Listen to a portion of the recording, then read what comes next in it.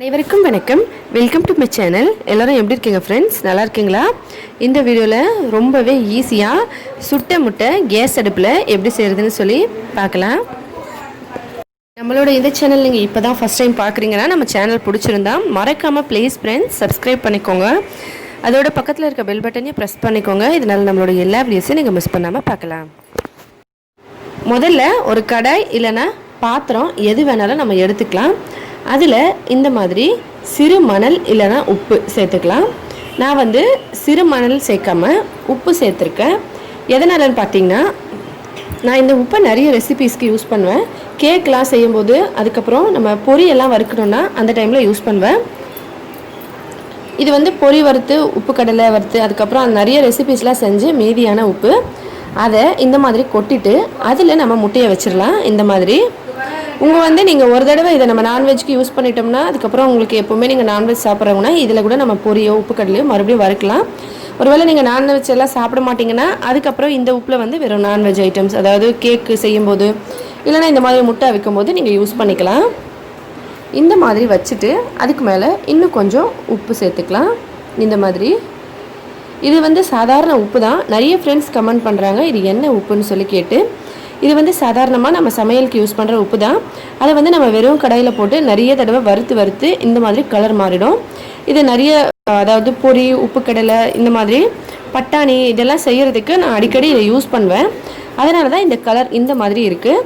இந்த மாதிரி வச்சுட்டு அதுக்கு மேலே கொஞ்சமாக மறுபடியும் உப்புலாம் போட்டுட்டு மூடி வச்சிடலாம் 15 நிமிஷத்துக்கு. 15 நிமிஷத்துக்கு ஸ்லோவான மீடியம் ஃப்ளேமில் இருக்கணும். இப்போ 15 நிமிஷம் ஆயிருக்கு. பாருங்கள் ஃப்ரெண்ட்ஸ் எவ்வளோ சூப்பராக இருக்குன்னு. கிராமத்தில் மண்ணுக்குள்ளே போட்டுட்டு அதுக்கு மேலே நெருப்பு கொளுத்தி விடுவாங்க. நல்லா சுட்ட மாதிரி இருக்கும். இது நம்ம இந்த மாதிரி கேஸ் அடுப்பில் செய்யலாம். இது சூப்பராக ரெடி ஆகிடுச்சு. இப்போ இது எல்லாத்தையும் வெளியே எடுத்துடலாம். வெளியே எடுத்துகிட்டு தண்ணியில் கை நினச்சிக்கிட்டு நம்ம இதை எடுத்துடலாம். கொஞ்சம் ரொம்ப சூடாகவே இருக்குது. கொஞ்சம் நேரம் ஆற வச்சு கூட நீங்கள் எடுத்துக்கலாம். இந்த மாதிரி உரிச்சிட்டு நம்ம சாப்பிடலாம். எவ்வளோ கலர்ஃபுல்லாக இருக்குது பாருங்கள். ரொம்பவே டேஸ்டியாக இருக்கும். நம்ம அவிச்சு சாப்பிட்ற முட்டையை விட இது ரொம்பவே உடம்புக்கு நல்லது. பிளாஸ்டிக் முட்டையாக இருந்தாலும் நம்ம இதில் கண்டுபிடிச்சிடலாம். பிளாஸ்டிக்காக இருந்தால் அது உருகி போயிடும். ரொம்ப நல்ல சூடாக இருக்குது. கொஞ்சம் நேரம் ஆற வச்சு கூட நீங்கள் உரிச்சிக்கலாம். கையில் கொஞ்சம் தண்ணி தொட்டுக்கிட்டு நம்ம உரிச்சிக்கலாம். நாங்கள் வீடியோ போடணுன்றதுக்காக உடனே எடுத்து உரிச்சிட்டு உங்களுக்கு காட்டுறேன். மற்றபடி நீங்கள் கொஞ்சம் நேரம் கழிச்சு கூட உரிச்சிக்கலாம். தண்ணி தொட்டு இதை நம்ம உரிச்சிடலாம் எல்லாத்தையும். பாருங்கள் ஃப்ரெண்ட்ஸ் எவ்வளோ சூப்பராக கேஸ் அடுப்பில் நம்ம சுட்ட முட்டை ரெடி பண்ணிட்டோம்.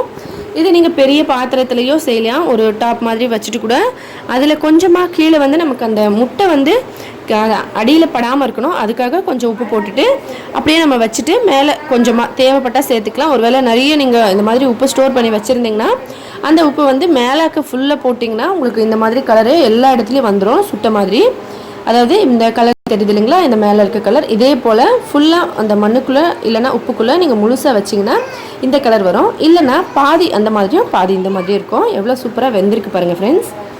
ரொம்பவே டேஸ்டியாக இருக்கும். இந்த கலர் பாருங்கள், ரொம்ப நல்லாயிருக்கு. ட்ரை பண்ணி பாருங்கள். உங்கள் எல்லாருக்குமே ரொம்ப பிடிக்கும். ட்ரை பண்ணி பார்த்துட்டு கமெண்ட்டில் சொல்லுங்கள் எப்படி இருந்ததுன்னு சொல்லி. இந்த வீடியோ பிடிச்சிருந்தா லைக் பண்ணுங்கள், ஷேர் பண்ணுங்கள். மறக்காமல் நம்ம சேனலை சப்ஸ்கிரைப் பண்ணிக்கோங்க. மேலும் இதே போல் இன்னும் பல புதுவிதமான வீடியோஸ் எல்லாம் பார்க்குறதுக்காக ஹெல்த்தியான சமையலாக வீட்லேயே சமைச்சு சாப்பிட்டு ஹெல்த்தியாகவும் சந்தோஷமாகவும் இருங்க. இதே போல் இன்னும் பல புதுவித வீடியோஸ்லாம் பார்க்க நம்ம சேனலை சப்ஸ்கிரைப் பண்ணிக்கோங்க. நன்றி, வணக்கம்.